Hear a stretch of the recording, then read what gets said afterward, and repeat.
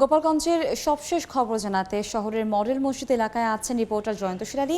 আমরা সরাসরি যাচ্ছি তার কাছে।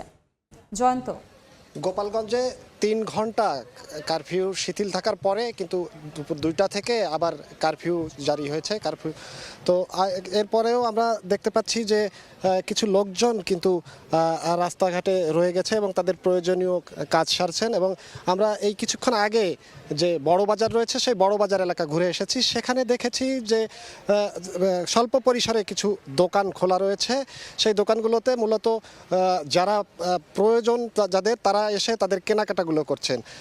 এছাড়া আইন শৃঙ্খলা রক্ষাকারীর যারা বাহিনী রয়েছেন তারা কিন্তু সক্রিয় অবস্থায় রয়েছেন। তারা বিভিন্ন মোড়ে মোড়ে টহল দিচ্ছেন এবং গাড়ি বহরে করে টহল দিচ্ছেন। এর আগে আমরা দেখিয়েছি যে নৌবাহিনীর একটি টহল টিম তারা কিন্তু নদী পথে টহল দিয়েছে, সেটাও আমরা দেখতে পেয়েছি।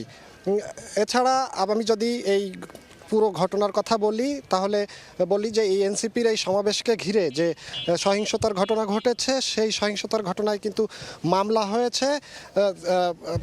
এই মামলায় ৪০০ জনকে আসামি করা হয়েছে।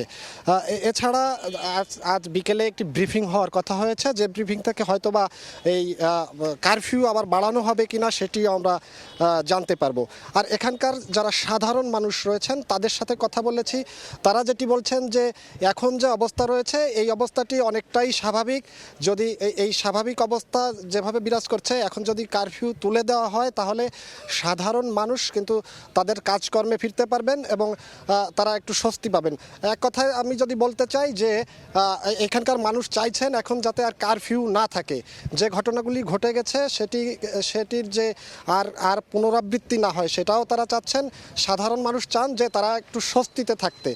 তো এই গোপালগঞ্জে যে ধরনের এখন যে পরিস্থিতি, সেই পরিস্থিতিতে অনেকটাই স্বাভাবিক তারা মনে করছেন। আর এছাড়া আর যে আমরা সবখানেই ঘুরে দেখেছি, সেখানে দেখেছি সবখানের পরিস্থিতি কিন্তু অনেকটাই স্বাভাবিক। এমন স্বাভাবিক পরিস্থিতি বজায় থাকবে এটা কিন্তু এখানকার মানুষের চাওয়া।